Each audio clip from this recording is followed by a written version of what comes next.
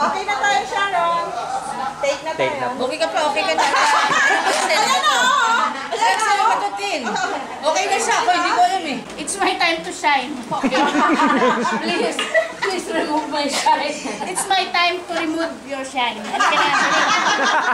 Kala mo ko shining. Sabi ko, ganyan lang makeup niya dyan kasi sabi nila papangitin. Ito, kwento mo yung papangitin. Hindi-glamorize ka talaga. Sabi ko, Hindi ka papangit. Hindi, ito, biglang sabi ko, please huwag mong mabrush yung buhok ko, basta blower lang, kayo lang. Sige, ganyan lang. Tapos walang blush on, walang ganyan, puro contour lang, tsaka ganyan, huwag lang ano. Tapos paglabas, kita ni direct. Sabi ko, ay direct, hanggang ganyan lang talaga. Wala na akong magagawa. Hanggang ganyan lang yung pangit Pag tinanggal ko yung makeup, ganun din. Ganun pa rin. Hanggang ganyan lang yung pangit niya. Ang ganyan lang talaga direct, sorry. Ganun ba? O nga. Nako, Silip ka. Langka, sabi nila, ako yan. Alam mo, nainis ako dahil dinala niya yung langka. Yung binata, anything with gata gusto mo, ang sarap ito mag-binata ang langka. Kasi na naman kaya mo ng kanin.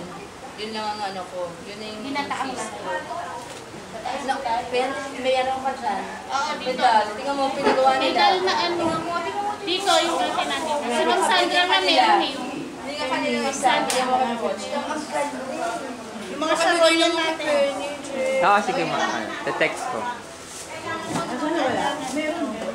Ayan. Si Shara, si Nene, tabihan mo, alam mo naman. Si Shara. Oo. Si Shara, bago panganak pa lang Sharon yan na. Gaya na gaya. Lalo naman si Cripso, si Tichu. Mama na!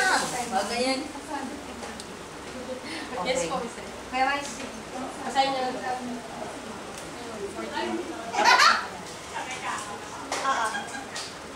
Hindi na maanin. Hindi na mabuo ang itsura ko. Forum talaga. Marami piniting ng libro. Katawan lagi ko nakikita hindi ko. Okay. So, meron ko eksena dito na kapag sa araw, di ba yung ito si Bebang, laban ng laba, kung ano-ano. Kasi lang naman ang wardrobe ko.